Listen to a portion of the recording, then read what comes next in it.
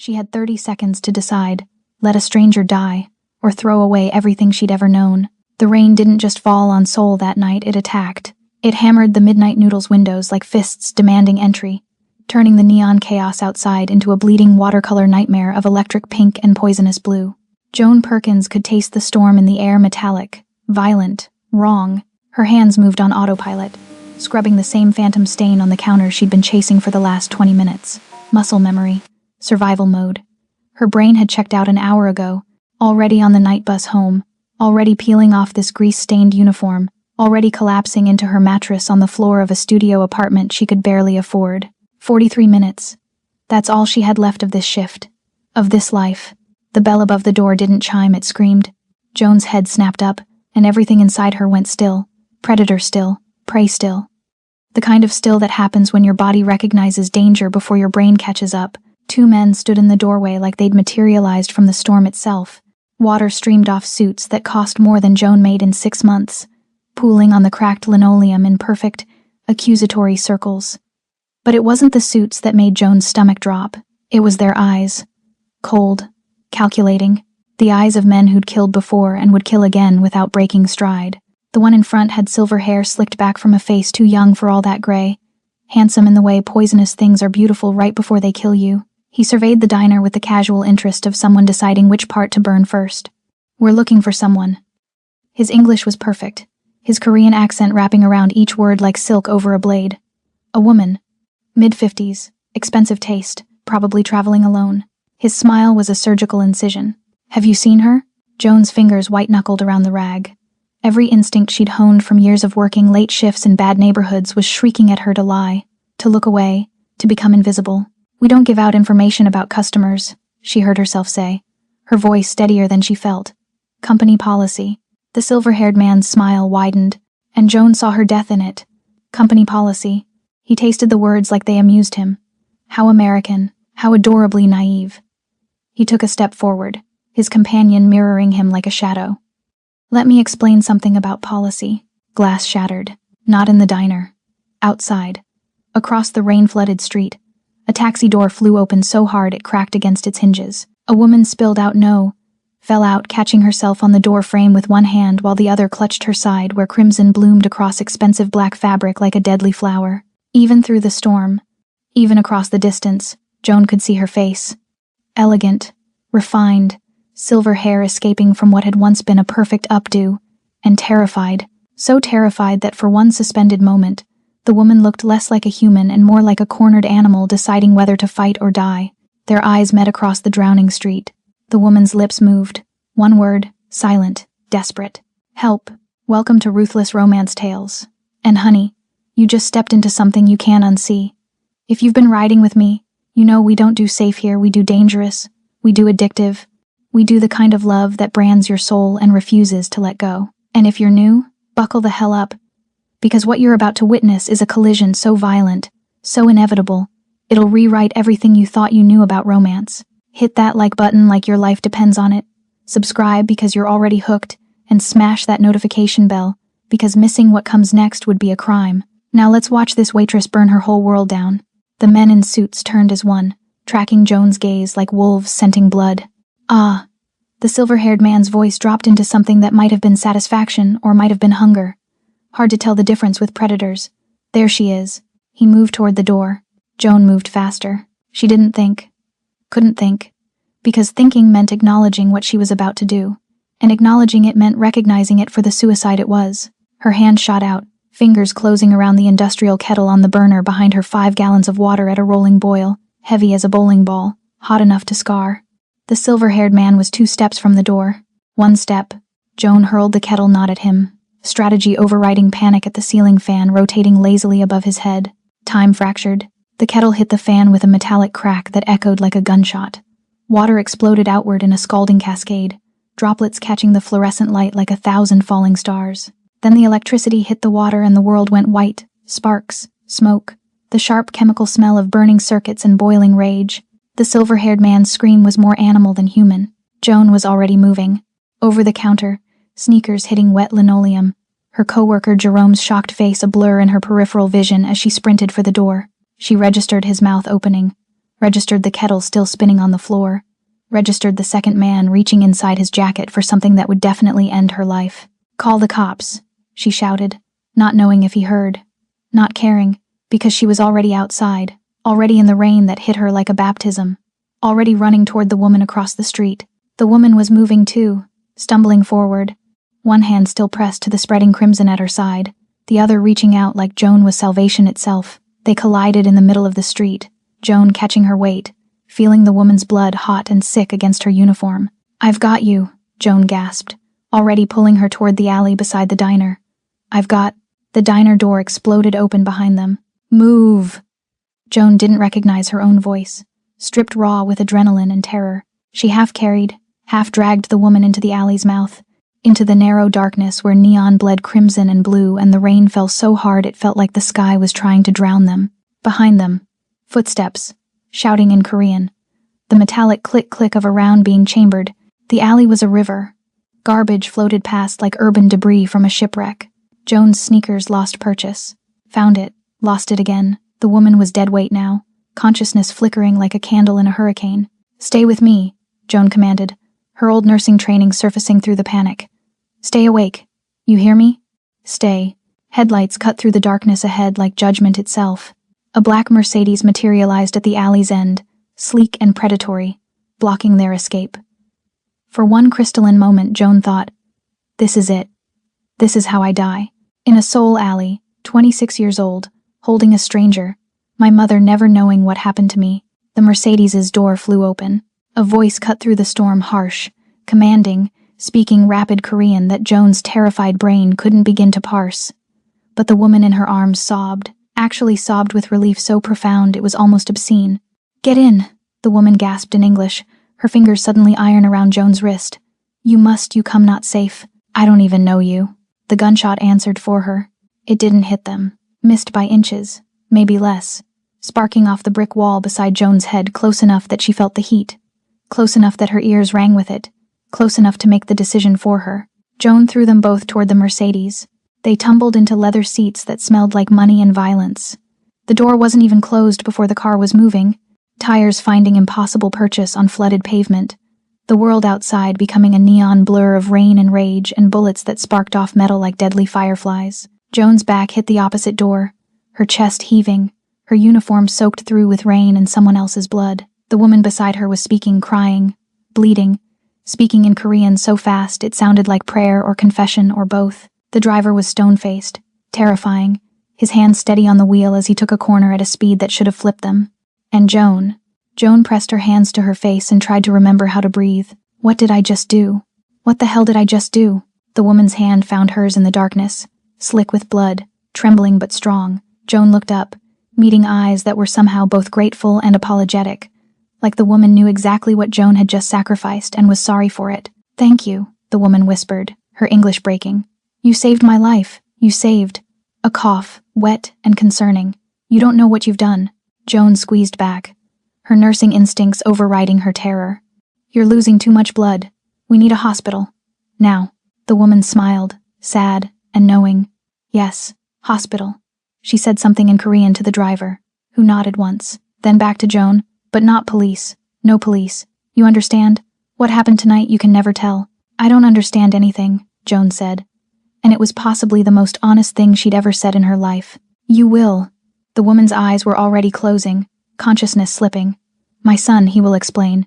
He will—" Another wet cough. "He will come for me, for us. And when you see him, you will understand everything." The Mercedes carved through Seoul like a knife through shadow, carrying Joan Perkins toward a future she couldn't imagine, toward a man she hadn't met, toward a destiny written in blood and rain and a split-second choice she could never, ever take back. Somewhere behind them, the silver-haired assassin was making a phone call. Somewhere ahead, a man was about to learn his mother had been attacked. And somewhere in between, Joan pressed her hands harder against the woman's wound and realized the most terrifying truth of all. She didn't regret it. She'd do it again. God help her. She'd do it again. The adrenaline hit her in waves, hot, then cold, then nothing at all. Her hands wouldn't stop shaking. The woman's blood was already drying sticky between her fingers. And somewhere in the animal part of her brain, Joan registered that she should feel horror, should feel regret, should feel something other than this crystalline, terrifying clarity. She'd just crossed a line that didn't have a way back. The Mercedes sliced through Seoul like a blade through silk, the city's neon bleeding into watercolor smears against the tinted windows. Joan's breath came in shallow gasps, her fingers digging into the leather seat as the driver took corners at speeds that defied physics. The woman beside her, Song Se-dong, though Joan didn't know her name, yet pressed a silk scarf against the wound in her side, her face pale but composed. Like bleeding out in the back of a speeding car was just another Tuesday evening. Joan's mind was still catching up to her body. 5 minutes ago she'd been wiping down counters. Now she was an accomplice to something she didn't understand. Trapped in a car with a bleeding stranger and a stone-faced driver who looked like he killed people for a living. Her pink waitress uniform clung to her skin, soaked through with rain and fear. Her natural hair was a damp halo around her face, droplets sliding down her brown skin like tears she refused to shed. "Where are we going?" Joan asked, her voice hoarse. The woman turned to her, and despite the pain etched in the lines around her mouth, her eyes were sharp, assessing. "Somewhere safe." Her English was heavily accented but clear. "You saved my life. Twice." "I didn't. I just reacted." Reaction or choice, the result is the same. The woman's grip on the scarf tightened as the car hit a bump. Fresh blood seeped through the silk. "You made yourself part of this now. There is no going back." Those words settled over Joan like a shroud. No going back. She looked out the window at Seoul, rushing past a city she'd moved to with dreams of finishing her degree, of building something better. Now those dreams felt like they belonged to someone else. Some naive girl who thought throwing boiling water at armed men was heroism instead of suicide. They pulled up to a private entrance Joan had never seen before, the kind without signs or public access, the kind where people arrived in the dead of night and questions were never asked. The driver was out before the car fully stopped, opening the door for the woman with a reverence that made Joan's stomach clench. This wasn't just any woman. This was someone who commanded empires. Joan scrambled out after her, instinct overriding fear. Her nursing training, rusty but not dead, kicked in as she supported the woman's weight, noting the pallor of her skin, the shallow breathing, the way she was starting to lean too heavily. Internal bleeding, maybe. They needed to move fast. Inside, the hospital was all white marble and hushed efficiency. It looked more like a luxury hotel than a medical facility. Nurses appeared like ghosts in designer scrubs, whisking the woman away on a gurney. A nurse tried to guide Joan to a waiting room, but Joan shook her head. "I'm staying with her." The nurse looked at the woman, who nodded once despite her pain. Joan followed them into the sterile brightness of an operating room, scrubbing in with hands that wouldn't stop shaking. She watched as surgeons worked with practiced efficiency, the kind that said this wasn't their first bullet extraction. The woman's eyes never left Joan's face, even as anesthesia pulled her under. It was a look that said, "I see you. I own you now." 3 hours later, the woman was stable, sleeping in a private recovery room that felt more like a penthouse suite. Joan sat in a chair by the window, still wearing her damp uniform, watching the sunrise paint Seoul in shades of gold and blood. She should leave, walk out, disappear into the city before whatever this was became permanent. But something told her it was already too late. The door opened, and Joan's entire world shifted on its axis. Song Kang-yeon didn't enter rooms, he claimed them. He was tall, impossibly so, his frame filling the doorway like a threat made flesh. His black suit was immaculate despite the late hour, tailored to a body that promised violence beneath expensive fabric. His face was all sharp angles and cold beauty, high cheekbones, a jaw that could cut glass, eyes so dark they looked black in the dim light. But it was the energy rolling off him that made Joan's breath catch. Power? Absolute, terrifying, suffocating power. His gaze swept the room, landing on his mother first with a flicker of something almost human relief. Maybe, or the ghost of fear before those eyes locked onto Joan. The temperature dropped 10 degrees. Joan stood slowly, her body recognizing a predator even if her mind was still catching up. This was the sun. This had to be. He moved toward her with fluid grace, closing the distance until Joan could smell him, expensive cologne layered over something darker, smoke and steel and danger. He stopped close enough that she had to tilt her head back to meet his eyes, close enough that she could feel the heat radiating off his body. "You saved her life," he said, his voice low and dark, accented English wrapped around each word like velvet over razor wire. It wasn't a question. It was an accusation. Joan lifted her chin, refusing to back down even though every survival instinct screamed at her to run. She needed help. "I helped." His eyes narrowed, studying her face with an intensity that felt like being dissected. He took in her brown skin still damp from rain, her full lips pressed together in defiance, the curve of her throat where her pulse hammered visibly. His gaze was clinical, assessing, But there was something beneath it, something that made Joan's stomach tighten with a feeling she couldn't name. "Do you know who she is?" he asked, each word precise and weighted. "No, should I?" Something flickered across his face, surprise, maybe, or dark amusement. "Song Se-dong, my mother, the matriarch of the Song family." He paused, watching her process that information, watching the color drain from her face. "You interfered in an assassination attempt on the most powerful woman in Seoul's criminal underground. You made yourself a witness. A liability." Joan's heart was a war drum in her chest. "So what happens now? You kill me to tie up loose ends?" He moved closer, so close now that she could see the faint scar along his jaw, the way his pupils dilated slightly. "If I wanted you dead, you would be dead already." His voice dropped lower, intimate and threatening. "No, you present a different problem entirely." His hand came up slowly, deliberately. Joan didn't flinch. His fingers caught a strand of her damp hair, rubbing the coil between his fingers like he was testing the texture, the reality of her. His touch was surprisingly gentle, at odds with everything else about him. "You're American," he said, still playing with her hair, his eyes never leaving hers. "A foreigner working in a cheap noodle shop, former nursing student, I'm guessing.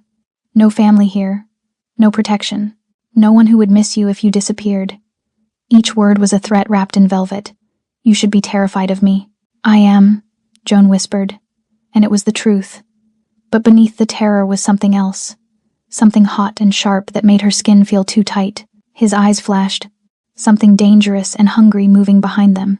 His hand slid from her hair to her jaw, tilting her face up, his thumb brushing across her cheekbone.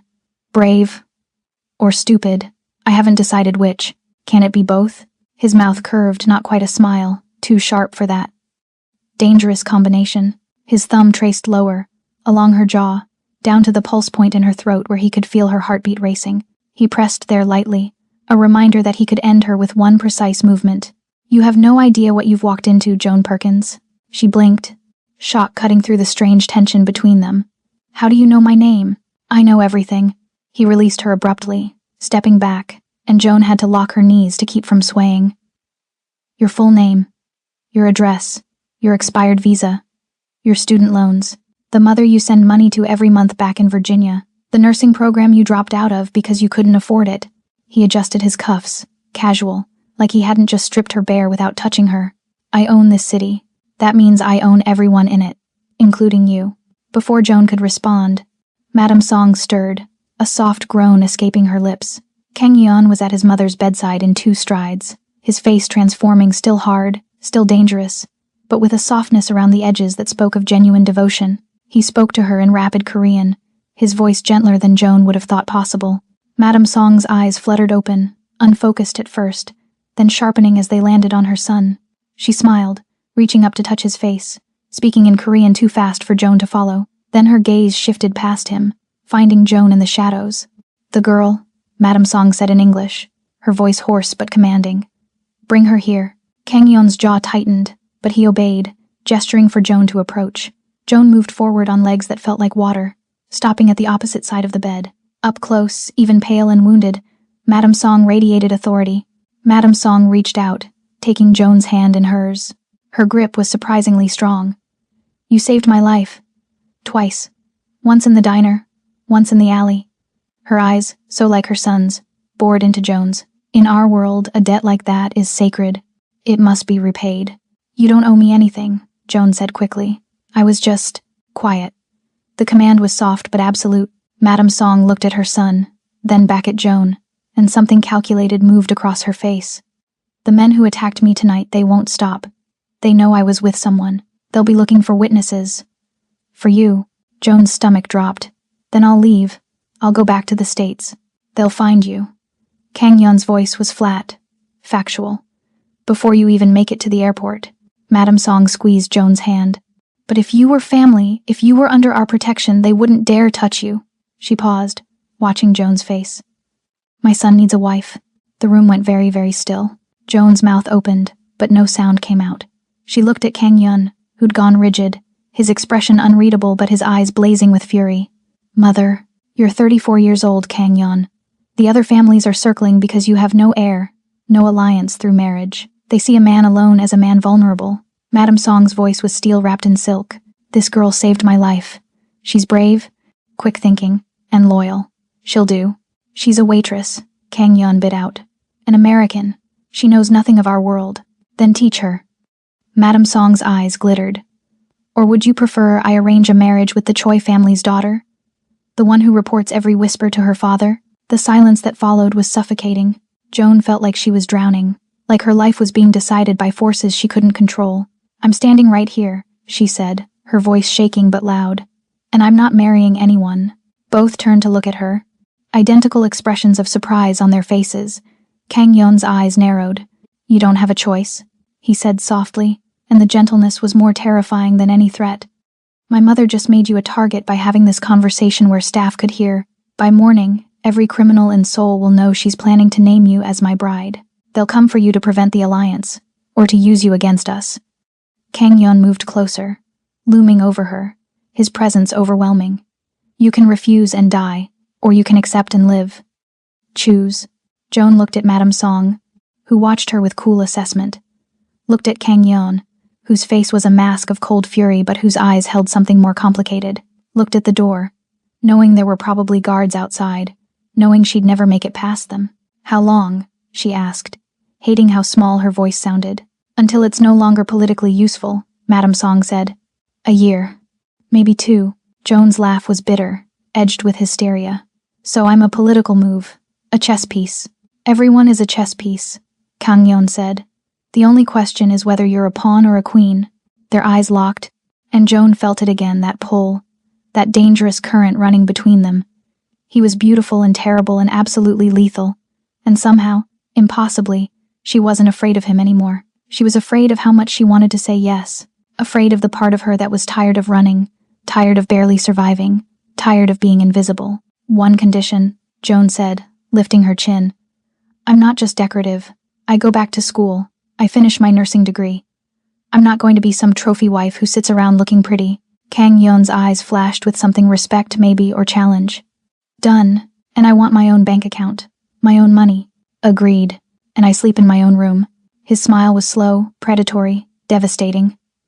For now, those 2 words hung in the air between them, heavy with promise and threat. Joan's breath caught, her skin flushing hot despite the air conditioning. She hated herself for the way her body responded to him, to his proximity, to the dark gravity of him. Madame Song was smiling now, victorious. Then it settled. I'll make the announcement tomorrow. She squeezed Joan's hand one more time before releasing her. Welcome to the family, daughter. May you survive it. 3 days later, Joan stood in what was now her bedroom in Kang Yeon's penthouse, staring at her reflection in a mirror that stretched from floor to ceiling. The room was twice the size of her entire studio apartment, all clean lines and cold luxury. Floor-to-ceiling windows overlooked the Han River, the view so beautiful it felt like a taunt. A cage with a pretty view was still a cage. She'd been given a new wardrobe designer clothes in her size that fit perfectly because of course Kang Yeon knew her measurements. She'd been assigned 2 guards who followed her everywhere, stone-faced men who spoke no English and answered to no one but their boss. She'd been told the rules. Don't leave without permission. Don't speak to the press. Don't do anything that would embarrass the Song family. She was a prisoner dressed in silk. The door to her bedroom opened without a knock. Kang Yeon stood in the doorway, and Joan's heart stuttered despite herself. He'd discarded his suit jacket, his white shirt rolled up to his elbows, revealing forearms corded with muscle and marked with scars that told stories of violence. His hair was slightly disheveled, like he'd been running his hands through it. He looked tired. He looked dangerous. He looked devastatingly, unfairly beautiful. We need to talk, he said, his voice rough. Joan crossed her arms over her chest, suddenly aware that she was wearing nothing but a silk robe one of the staff had left for her. You could have knocked. This is my home. He stepped inside, closing the door behind him with a soft click that felt far too intimate. Everything in it belongs to me, including you. I'm not property. No. He moved closer, each step deliberate, predatory. You're something far more complicated. He stopped close enough that Joan could smell the copper tang of blood beneath his expensive cologne. Her eyes dropped, finding the dark stains spreading across his white shirt, just above his ribs. Fresh, still bleeding. You're hurt, she said, the words automatic, her nursing instincts overriding everything else. It's nothing. But his voice was tight, controlled in a way that told her it was absolutely something. Joan moved before she could think better of it, reaching for his shirt. He caught her wrist, his grip iron. Don't. You're bleeding all over your expensive floors. She met his eyes, refusing to back down. Let me see it. Something flickered across his face, surprise maybe, or the ghost of amusement. You think I need a nursing school dropout to patch me up? I think you need someone who won't ask questions about how you got stabbed. Joan pulled her wrist free, her fingers already working the buttons of his shirt. Unless you'd rather go to a hospital and explain this to the police. His hand covered hers, stopping her. For a moment, they stood frozen, her fingers trapped beneath his against the blood-soaked fabric of his shirt, his chest rising and falling beneath her touch.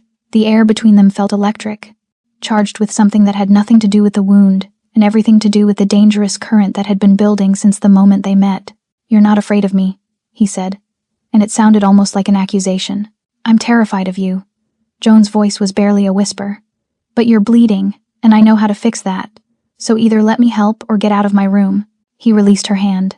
Joan finished unbuttoning his shirt, her fingers steady despite the way her heart was racing. She pushed the fabric aside, revealing a body that was all hard muscle and brutal scars, a map of violence written across his skin.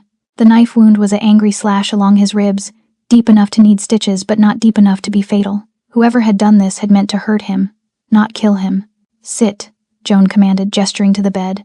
Bossy for someone who's supposed to be my wife. Sit down.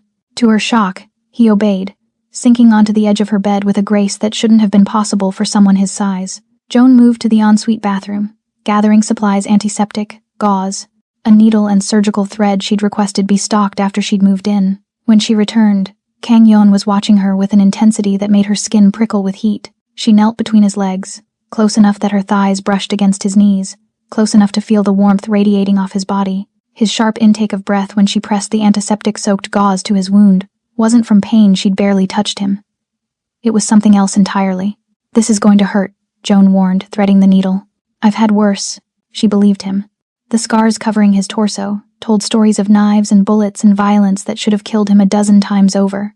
But her hands were steady as she worked, stitching the wound with the precision of someone who'd done this before, who'd trained for this, even if she'd never finished her degree. Kang Yeon didn't flinch, didn't make a sound. He just watched her, his dark eyes tracking every movement of her hands, every flutter of her lashes, every time her tongue darted out to wet her lips in concentration. The silence between them was heavy, suffocating, thick with unspoken things. Why did you agree? He asked suddenly, his voice rough. To marry me. You could have run. Joan's hands paused, the needle hovering above his skin. She looked up, meeting his eyes. You said they'd find me. They would have. But you didn't know that for certain. His hand came up, fingers catching a coil of her hair that had escaped. So why? Joan's hands trembled, just once, before she forced them steady again. She returned to stitching, each pull of the thread deliberate, careful. Because I'm tired of running, she said finally, her voice so quiet he had to lean closer to hear. I've been running my whole life. From poverty, from my father's debts, from the fact that I couldn't afford to finish school, from every dream I ever had that required money I didn't have. She tied off the last stitch, her fingers lingering against his skin longer than necessary. At least here I'm running toward something instead of away. His hand tightened in her hair, not painful, but possessive. And what are you running toward? Joan looked up, meeting his gaze. The space between them felt like a held breath, like the moment before lightning strikes. I don't know yet. For a long moment, neither of them moved. Joan was acutely aware of her position, kneeling between his legs, her hands resting on his bare torso, his fingers tangled in her hair. The silk robe had slipped off one of her shoulders, exposing the smooth brown skin of her collarbone. Kang Yeon's eyes dropped to that exposed skin, his jaw tightening. You should finish, he said, his voice rougher than before. Joan blinked, breaking the spell. She wrapped the wound with gauze, her fingers brushing against the hard planes of his abdomen, feeling the way his muscles contracted beneath her touch. When she was done, she sat back on her heels, putting distance between them even though something in her chest protested the separation. Keep it clean, she said, falling back into clinical detachment like armor. Change the dressing twice a day. Watch for signs of infection, redness, swelling, fever. Come back in a week and I'll remove the stitches. So formal now, Kang Yeon observed, standing. He didn't bother buttoning his ruined shirt, leaving it hanging open, a deliberate display of the body she'd just had her hands all over. A minute ago you were kneeling between my legs, and now you sound like you're giving discharge instructions. Heat flooded Joan's face, but she stood her ground. A minute ago I was treating a patient, now I'm done. Is that what I am to you? He stepped closer, backing her up against the bed, A patient. What else would you be? But her voice wavered, betraying her. His smile was dark, knowing. Liar. His hand came up, fingers trailing along her jaw, down her neck, stopping at the pulse point that hammered against his touch. Your body tells a different story than your mouth. Joan Perkins. Every time I get close to you, your heart races. Your pupils dilate. Your breathing changes. His thumb pressed lightly against her pulse. You feel it too. This thing between us. There's nothing between us except a forced engagement and a power imbalance. Joan's words were sharp, defensive, but her body leaned into his touch despite her brain screaming at her to move away. Keep telling yourself that. He released her abruptly, stepping back, and Joan felt the loss of his heat like a physical ache. Tomorrow, my mother wants you to move to the estate. She says it's safer there. There was an incident today. A sniper took a shot through the penthouse window. Someone tried to send a message. Joan's blood turned to ice. Someone tried to kill me? Someone tried to prove you're my weakness. His voice was cold, controlled, but his hands had curled into fists. Pack tonight. We leave at dawn. Madame Song's tour of the estate was less a welcome and more an indoctrination.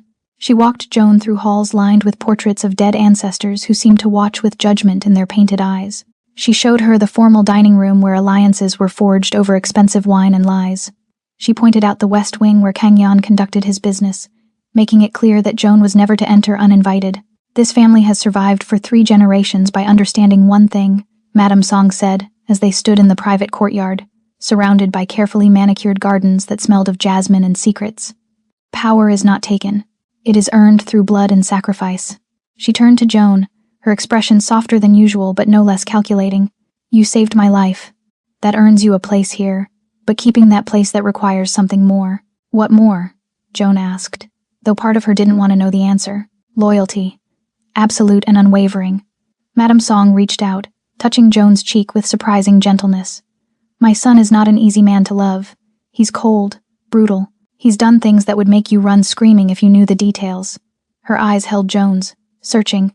But he is mine, and now you are mine too, which means I will protect you with everything I have. But if you betray him, if you betray this family, the gentleness vanished, replaced by something that made Joan's blood run cold.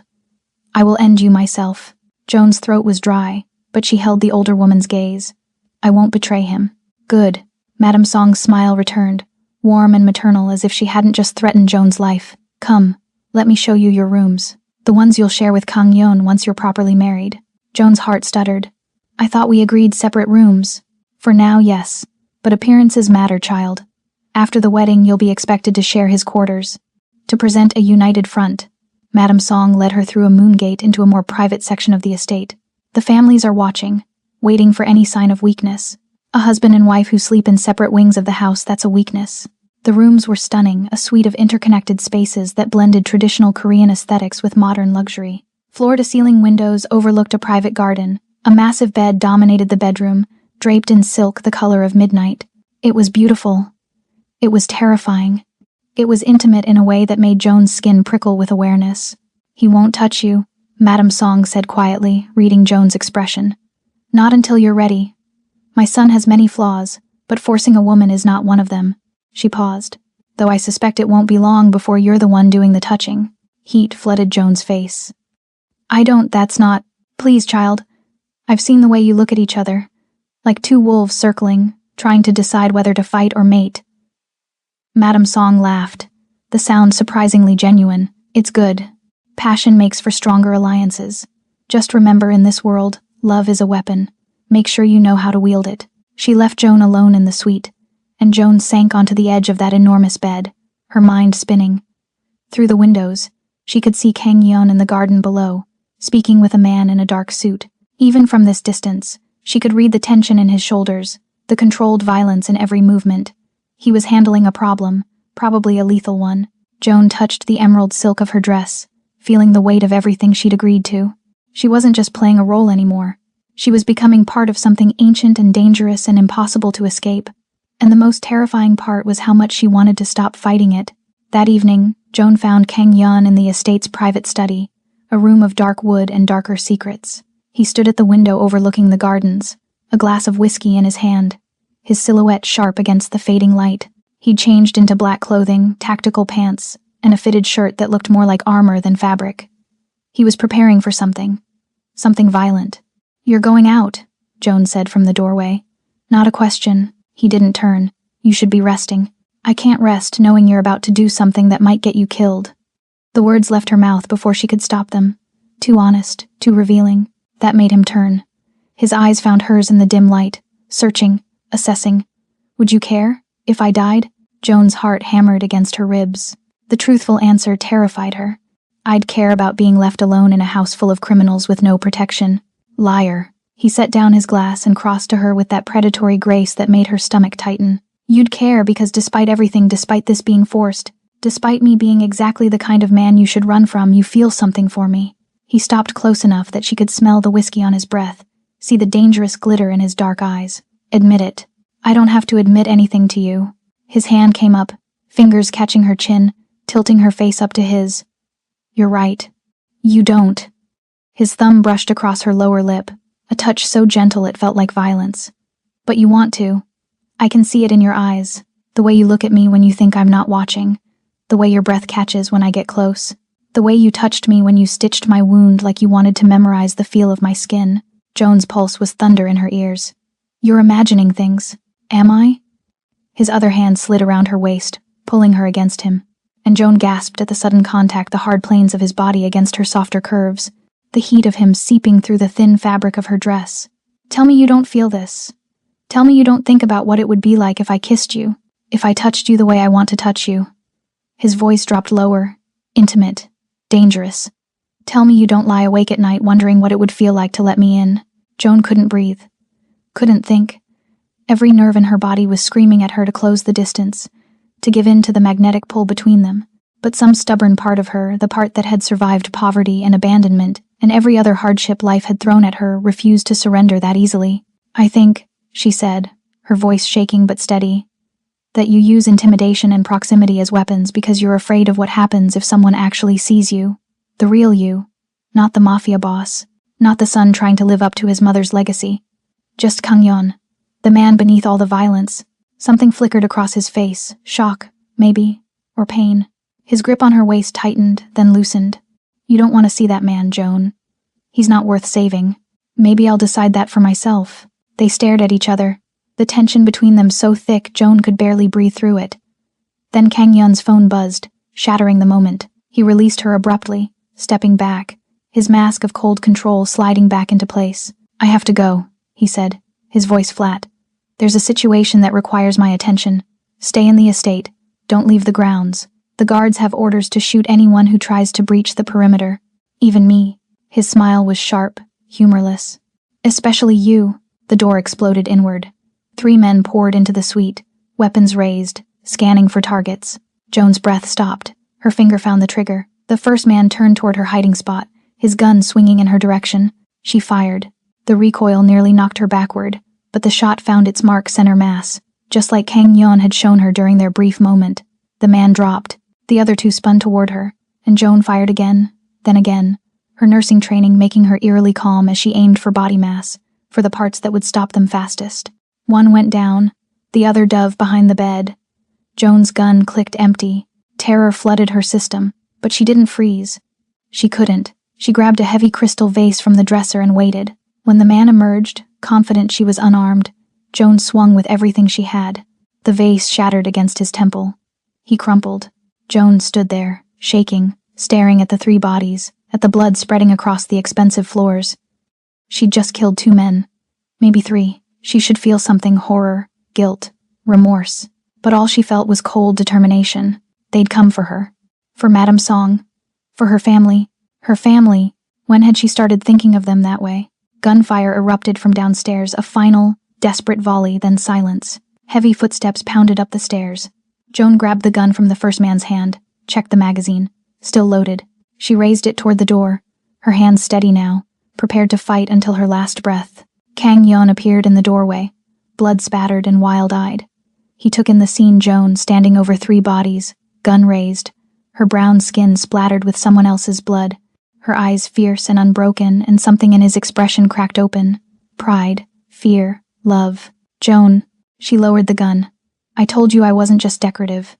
He crossed to her in 3 strides and pulled her into his arms, crushing her against his chest. His hands shook as they moved over her, checking for injuries, reassuring himself she was whole.